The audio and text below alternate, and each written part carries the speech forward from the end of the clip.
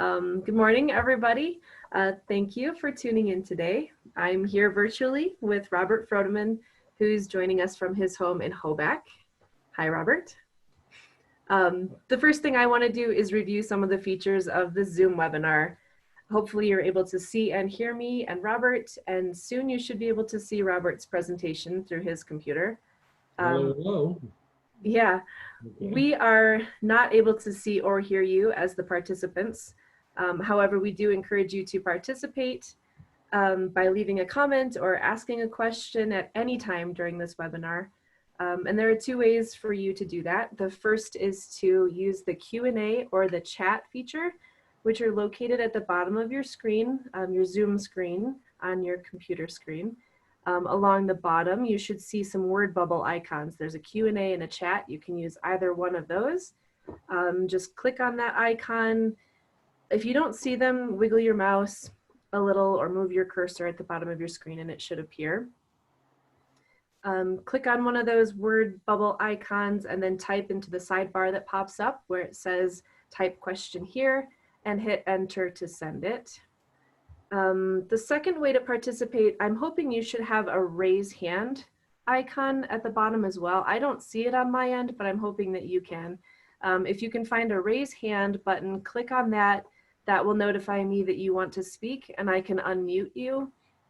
Or you could send a chat and say, can you unmute me? If it's easier for you to speak as opposed to typing in, we can try that feature. And that way everyone will be able to hear you, but we still won't see you. So with that, I'm pleased to introduce Robert Frodeman, who happens to be married to Eunice Nicholson, who joined our staff this spring as our Planned Giving and Development Officer. Some of you may have met her. I've only seen her in person a couple times with this whole COVID thing, but we're pleased to have her. Robert is an academic who has written on environmental philosophy and science policy, but he'll be talking with us today about aesthetics, Bierstadt, and the Hudson River School. So thank you for being here, Bob. Thank you, Rachel. It's a pleasure being here. I get to talk about one of my favorite topics, aesthetics in the American West. I grew up in St. Louis and discovered the West when I was 17 years old, and it was a revelation, and I have spent most of the rest of my life trying to get out here as much as possible. Now, Eunice and I are here permanently in Hoback and right on the Hoback River. Thanks to you, Rachel, for organizing this, and also to the Museum of Wildlife Art, and especially Jane Lovano, who I met back in January, I think, to talk about stuff like this. And, I think it was Jane who actually suggested we do this. So it's a pleasure. Let me get started. I'm planning on going about 35 or 40 minutes. Let me launch, see if I can launch a PowerPoint. Is that popping up, Rachel? It is. All right, let me see. There we go. Yes. Another little note to the participants, you should see in the corner of your screen a little box with Bob's image and my image. If that's in your way, you can move that around your screen just by clicking on it and dragging. Yeah. So I'd like to talk about the aesthetics of the American West. My background's mainly in philosophy, a PhD from Penn State in the late 80s. But I went back to get a master's in geology, and much of it was for aesthetic reasons. I wasn't so much interested in being a practicing geologist as I wanted to have a better, richer understanding of the American West, the Grand Canyon, the Tetons, places like this. And I had a sense that my aesthetic appreciation would be increased by learning a little bit about how to read rocks. So today I have three themes I'd like to hit upon, though I'm a little concerned whether we'll really fully get to the third. First, I'd like to tell a story about aesthetics, the history of aesthetics in Western culture, which is to my mind, a rather bizarre story of bias.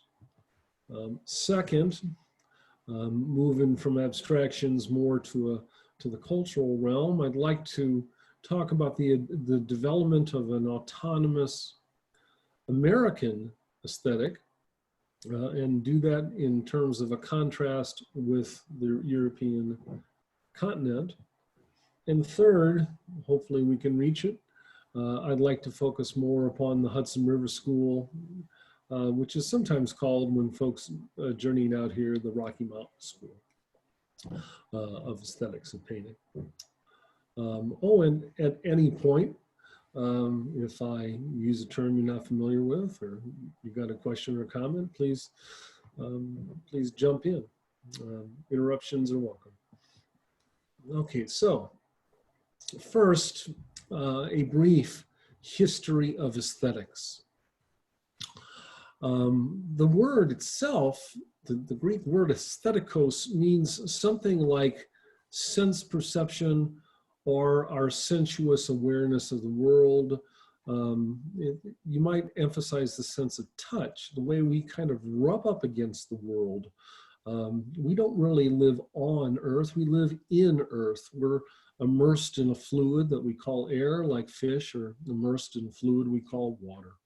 So that's the root of the word aesthetics. Aesthetics loomed large in ancient Greek philosophy. Plato deals with it constantly across his 28 dialogues. In the Republic, it plays a central role, where there's a great contrast between the philosopher and the poet in terms of the design of the ideal city. He also has a dialogue called Hippias Major, where Socrates asks the question, what is beauty? Aristotle also writes on the subject, most prominently in his Poetics, which is a rather accessible work, and I've taught it to undergraduates on more than one occasion, and done things like analyze the structure of the 22-minute situation comedy in terms of Aristotle's aesthetic theory.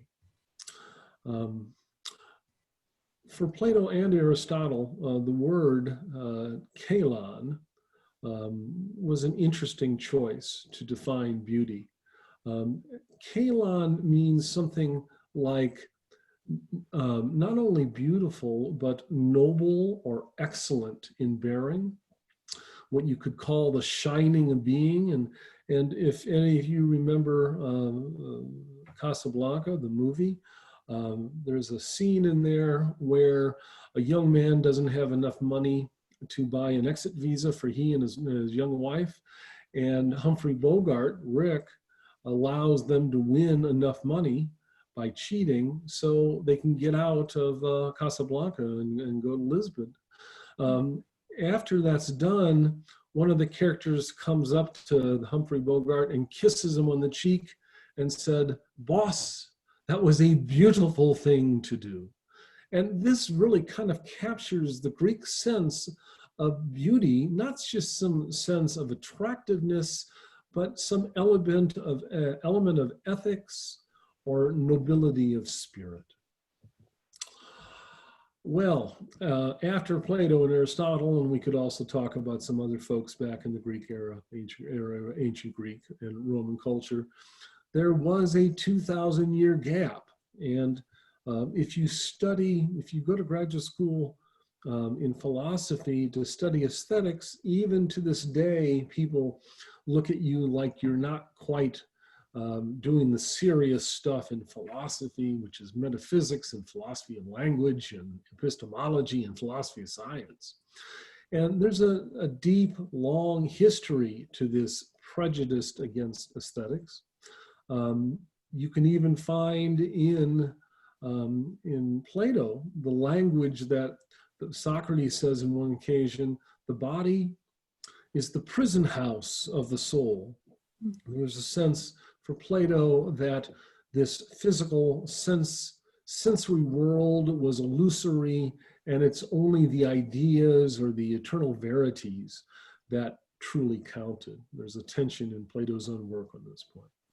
And then, of course, some 2,000 years ago, with the advent of Christianity, Christianity had a decidedly otherworldly orientation, where this world was a vale of tears, and you directed your life and your attention not to sensuous pleasures, but to eternal pleasures and the contemplation of the divine.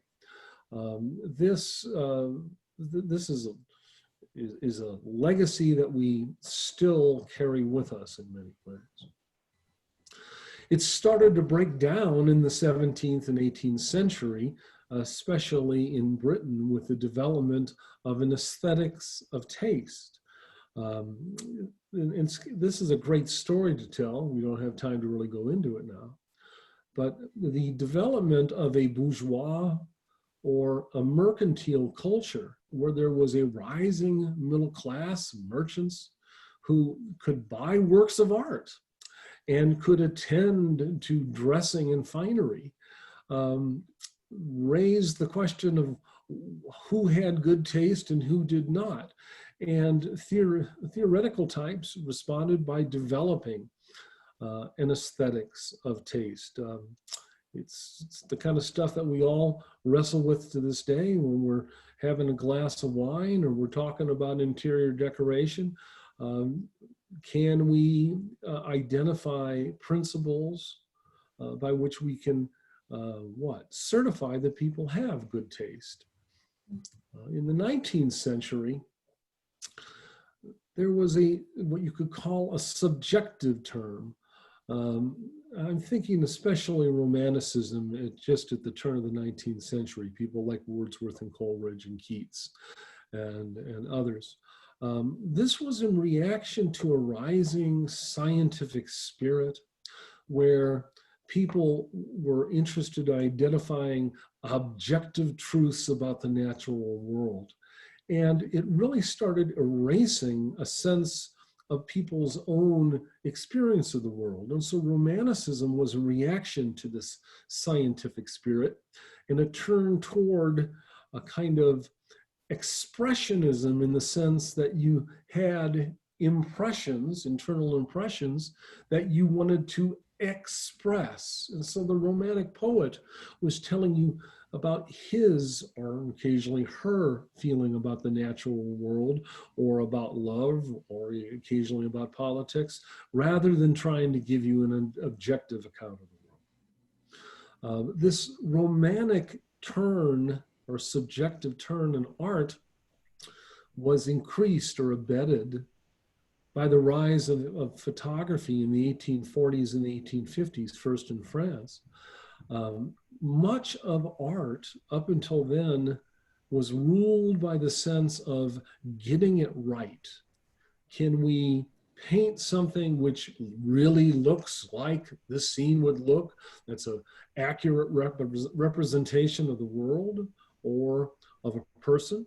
Well, photography eclipsed that moment, and you see in reaction in the 1870s and 80s the rise of movements such as Impressionism, where again the point was not to give a scientific accurate account of the world, but to show Monet's or Degas' impression of how the world looks to his sensibility. I'm not going to try to dive into 20th century aesthetics, which has gone into, and now 21st century, which has gone into 100 directions. But I do want to point out here that as aesthetic theory developed, you could call the aesthetics of nature the red-haired child of aesthetics. And by that I mean that there was essentially no theoretical account of the aesthetics of the natural world. When I got into philosophy in the 1980s, you couldn't even take an aesthetics course. What you took was a philosophy of art course, because aesthetics itself was turned into the philosophy of art, and often it was painting or perhaps music, but it was human creations rather than a reflection upon the beauty of the natural world. The field of environmental ethics as an academic discipline only dates from the 1970s. And this was in reaction to environmental problems we were having in the 50s and 60s and 70s.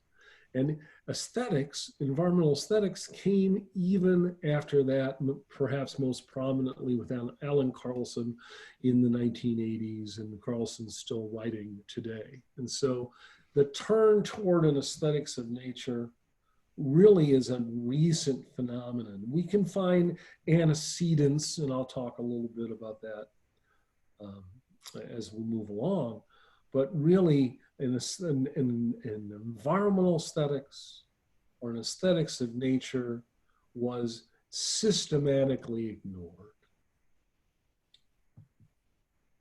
Boy, it's odd talking into a computer screen and getting no feedback, not being able to see people's responses.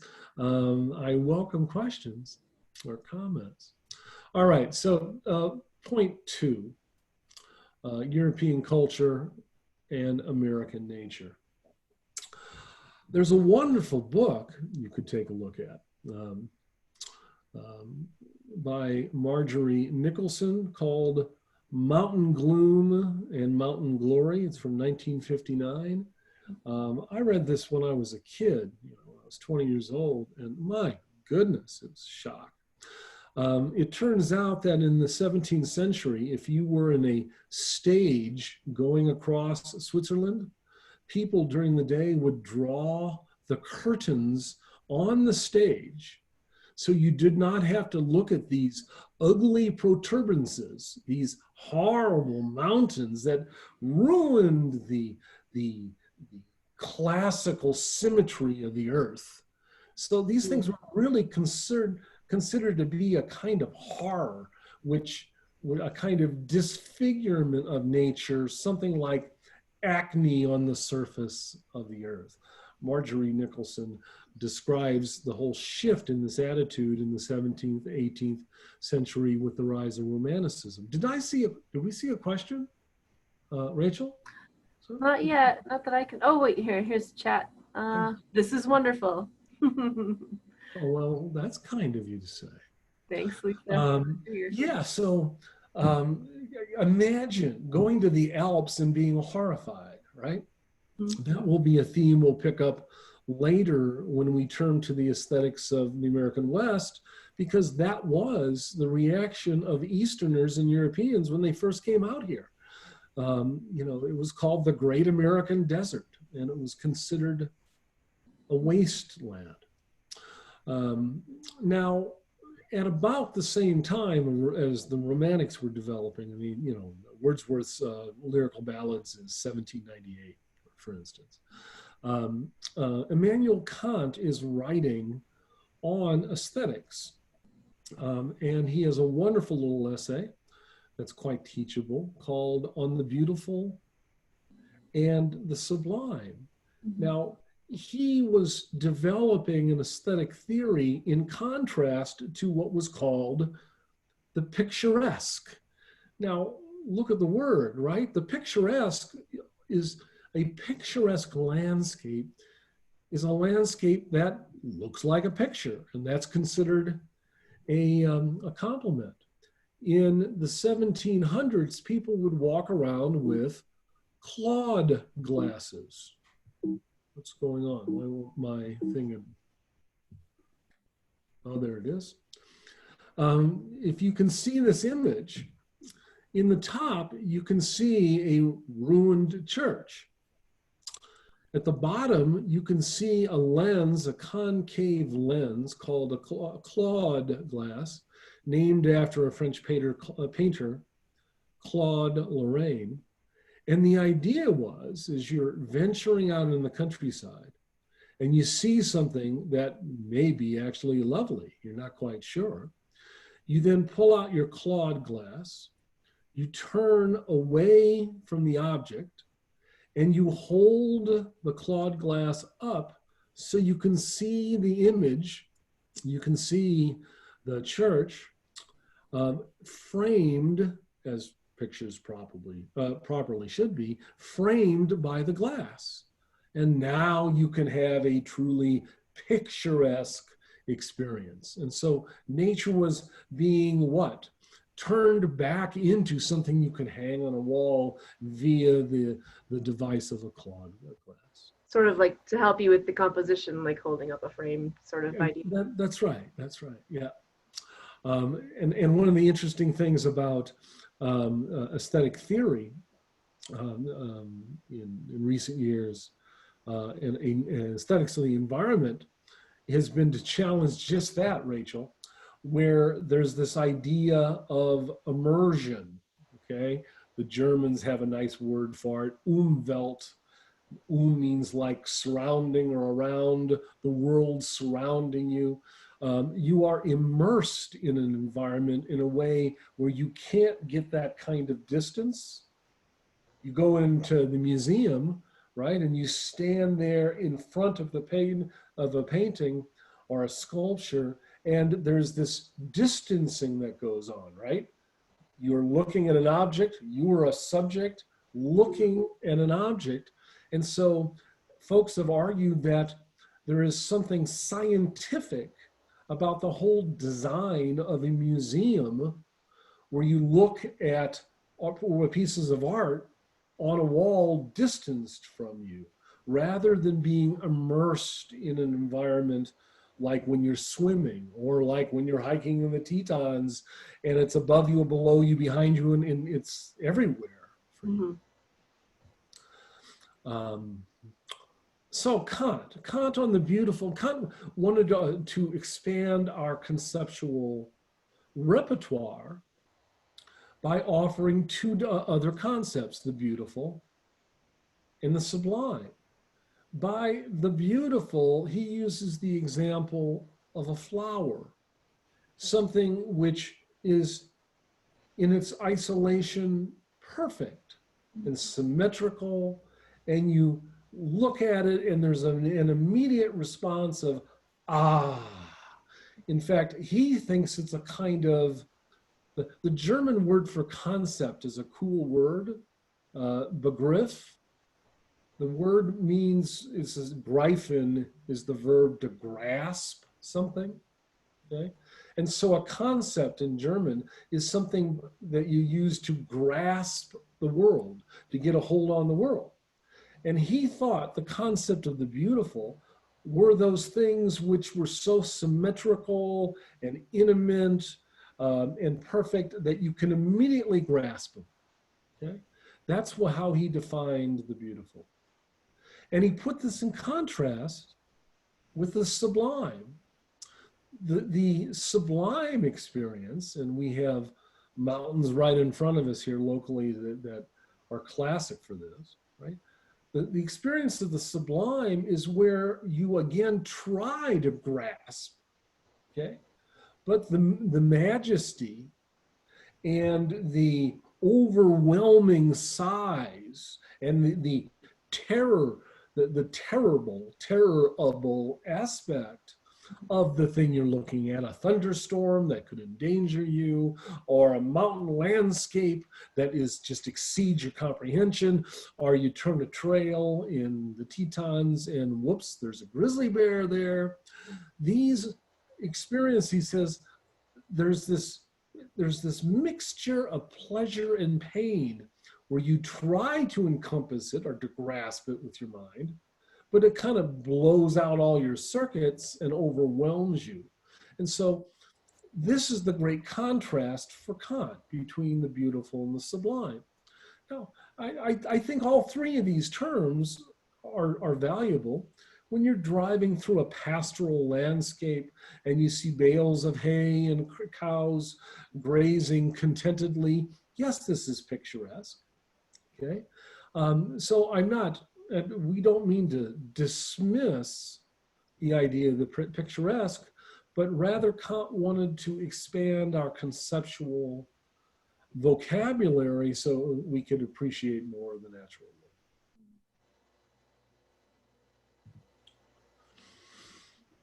All right.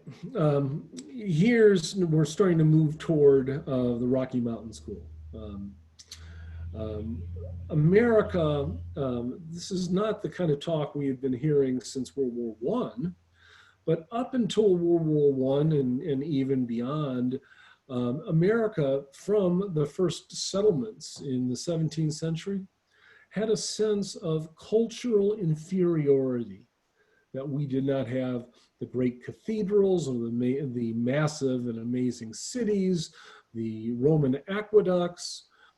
There was a sense that America was this primitive land that could not live up to the sophistication of European culture. Americans didn't like this sense of inferiority and tried to find a way to articulate a vision of the world where America wasn't just a kind of cultural also ran. And the Hudson River School played an important role in this, because this is a painting by Louisa Minot from 1818, one of the few female painters within the Hudson River School, which dates from the early 19th century up through the end to the turn of the 20th century. People started looking around and said, the Delaware Water Gap, if you've ever seen it, there's paintings of it, right, by the Hudson River School, or Niagara Falls. This is what America has. We may not have all of the culture that Europe does, but we have a kind of natural magnificence, the wilderness, the endless eastern forests, which trump anything in Europe. Now, you can understand how this was a bit of a hard sell, because we didn't have any Alps, and the Alps are pretty darn striking, aren't they? The south of France, Italy is gorgeous. But this is the argument that folks started making, and you see how the American West fed into this ideology in this point of view and became something that we could crow about, because if Eastern United States is perhaps no more beautiful or no more distinctive than a lot of places in Europe, I'd argue the American West is. Mm-hmm. The Colorado Plateau, the Rocky Mountains, this is a kind of vast wilderness which puts legs on the concept of the sublime.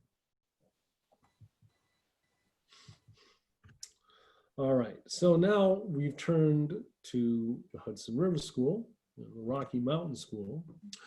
Let's take a step back and think about what defines the American West. I would argue that it is one central concept, and that's aridity.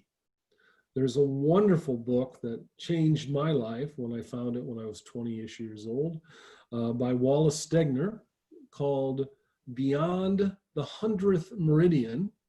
It's a biography of John Wesley Powell, who's perhaps best known for being the first man with his crew who floated down in dories through the Colorado River in 1867 and lived to tell the tale.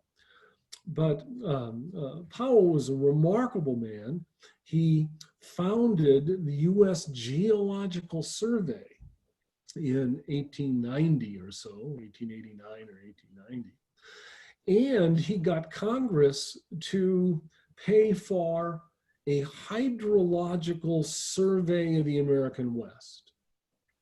And there was a brief moment in time in 1891, 1892, where arguably Powell was the most powerful person in America, because he had the whole Western United States tied up by his hydrological survey. There was going to be no more letting of land until there was a survey of the water resources. Mm-hmm. Why was the book called Beyond the 100th Meridian?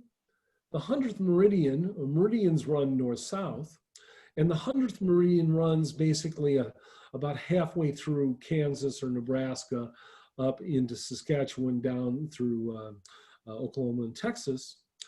The 100th meridian marks what's called the dry line.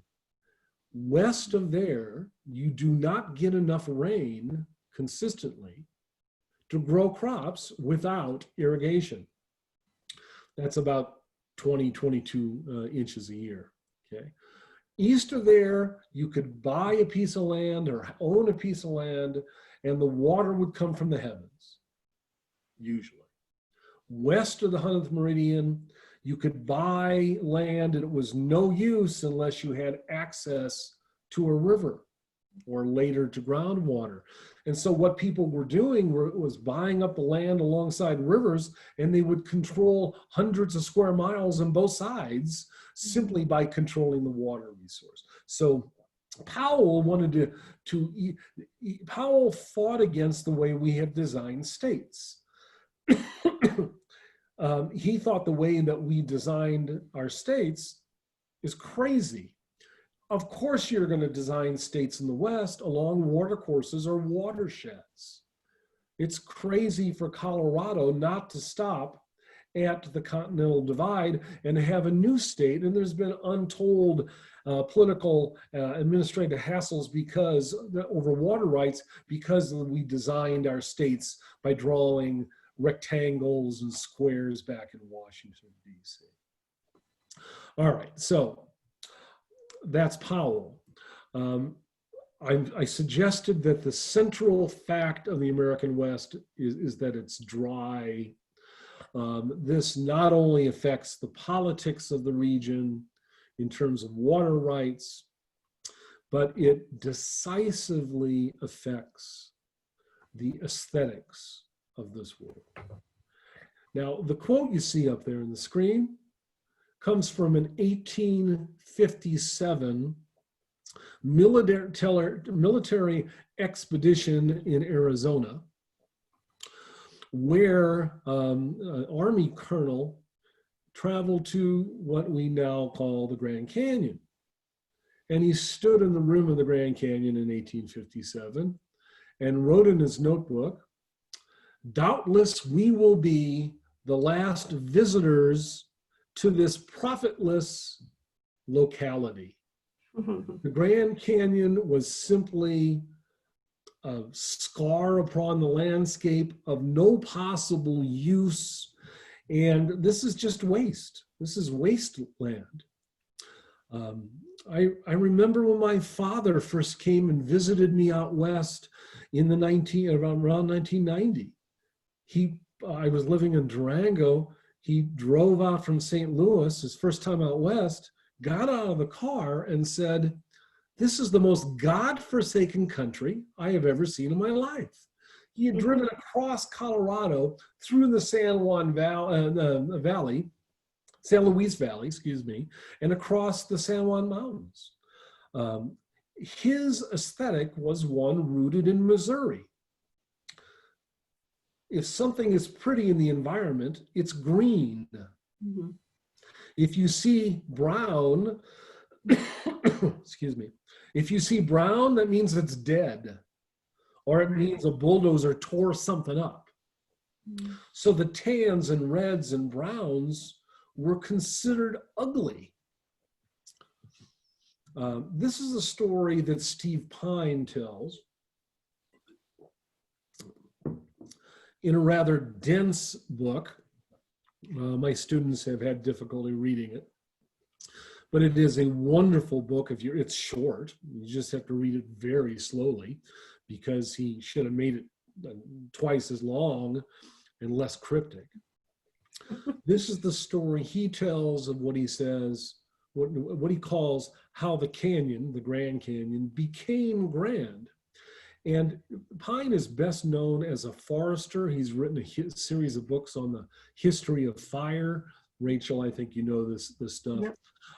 But here he ventured into aesthetic theory, the history of aesthetics, and how people like Bierstadt and Thomas Moran created, like Kant, with his concepts of the aesthetic and of the beautiful and the sublime, they created and re-educated the American aesthetic sense through their paintings. And so what you see with people like Bierstadt and Moran is this is the famous painting by Thomas Moran, The Canyon of the Yellowstone, 1871, which Congress paid the unbelievable sum of $10,000 for this. And this painting led to the legislation and the creation of the world's first national park in 1872. And you look at this painting and you see that it's reds and pale ochre, yellows, a little bit of greenery. You can see the sulfur deposits of Yellowstone Canyon. This was a revolution in aesthetics. Moran also painted, and Congress also bought another painting of the Grand Canyon for $10,000. These hung in Congress for decades. Now they were, sometime in the early 20th century, they were given over to the Smithsonian, but they're still owned by the American public. And here you see a moment in time where aesthetics became political, because policy, that is to say, preserving natural environments out west, was being driven by a change in our aesthetic tastes. Now we're at 40 minutes, and so I will start wrapping up. I would like to draw your attention to this. I spoke about a kind of philosophical bias against aesthetics within the Western intellectual tradition. And then I called natural aesthetics, environmental aesthetics, the red-haired child, meaning that it's on the margins of the margins. If aesthetics is marginal, aesthetics of nature is more marginal. Well, wildlife art, this is one of the interesting things about the museum, wildlife art is on the margin of the margin of the margin. There is a bias still today which considers wildlife art to be decorative. This is something you put in a hunting lodge, right? You know, this is something you put above the mantle place next to your moose head or something. And so one of the interesting cultural challenges of the museum, and that the museum is engaged in pushing back on, is this sense that wildlife art isn't fine art, that it's not merely decorative, but it is something that is significant and worthy of aesthetic theory. Here's a question, Bob. Sure. Was the establishment of Yellowstone an aesthetic decision or a decision to preserve a place that was geographically unique? Yeah, that's a good question. And that's a sociological question, right? If you go back, and I have not much, if you go back and look at the debates, you hear a bunch of things. For instance, that, well, perhaps it doesn't look like there's any useful minerals here, and the trees, you know, are lodgepole, and that's not a particularly good tree. So maybe we can make money off of tourism in this. And quite quickly, there was railroads being driven out to this part of the world. And so the motivation here varied greatly from senator to senator, congressman to congressman. I do think, though, I mean, the geology of Yellowstone, the mud pots and the geysers, there's a religious element in all of this. In fact, if I had time, what I wanted to do is look at this Bierstadt painting called Among the Sierra Nevada, and talk about how this has a religious signification here. And so this is really a kind of interdisciplinary response. that led to the creation of Yellowstone Canyon, Grand Canyon, Yosemite, and other places. Other questions? Did you see we got another one? Not yet. Okay. Well, I'm over my time. Here's another question, Bob. I'm sorry? Here's a question. Okay. You touched on this with the story about your father, but what is the role of individual psychology in addition to cultural conditioning in the aesthetic perception of landscape? Has much been done in that area? Oh, that's a great question. And that brings us to politics really quick. One of the, one of my favorite writers, Bernard DeVoto, the American historian, back in the 50s, called Americans that roving band of individualists. Americans love thinking of themselves as being radical individualists. My take on this is that that even this notion of individualism is tied to a kind of groupthink, and that our aesthetics, our appreciation is largely taught. We have to be taught what is beautiful.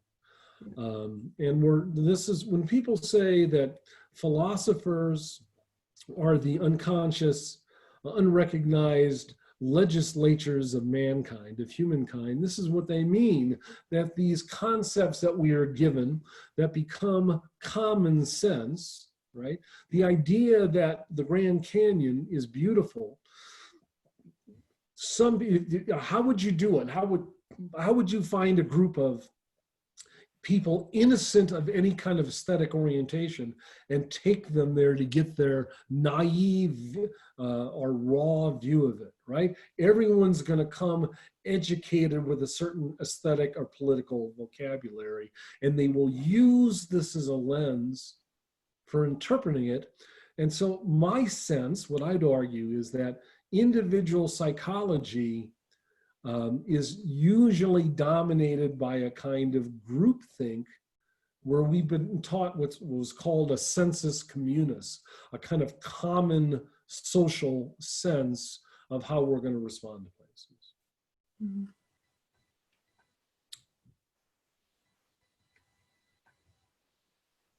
Well, are we done? We can give a couple minutes and see if anybody else has any other questions. Yes. Takes a while sometimes to type in there. Yeah. I mean, I think this Bierstadt, I'd argue, is essentially a religious painting. Yeah. Right? It's a religion it's the God of nature, or the God of the natural world, the God that created this sublime scene. But when I look at that horizontal line in the lower middle, below the waterfall, my sense is that the only animate objects in this are these animals down below, no humans, right? This is this pristine world, this Edenic world, right? The Garden of Eden transferred out west. And above the animals, they see this glow on the water, the spirit of the divine flowing, which is created from the mountains and the snow, flowing down, and is continuously replenished by this waterfall, where you get this glow of the divine. You know, this is Native American religiosity, I'd argue. Fascinating. Well, don't get to see anybody. That's kind of a bummer, but this has been fun. It is really hard. So maybe someday the pandemic will end and maybe I can actually see people and we can have a conversation. Thank you, Rachel, for organizing this. It's been a pleasure. You're welcome. Thanks, Bob. We can continue this conversation another time, I'm sure. All right. Take care now. See ya. Thank you. You too. Bye. Bye. Beautiful Bierstadt. Does anyone know which museum that is at? Oh God, that might be in that might be in Denver. Okay. Yeah, I suspect. I mean, you can go Google Bierstadt paintings, and you'll find it, and then you can click on Yeah. identify it. But I think it's in Denver. Lisa says Smithsonian American Art Museum in DC. Oh, well, so much for what I know. That's all right. Good question. Okay. And those All right. mountains are not real. That is true. Those are romanticized mountains in Well, that. those are romanticized mountains. They sure are. All right. Okay, Rachel, we'll talk soon. Thanks for this. All right. Sounds good. Thanks a lot. Bye-bye.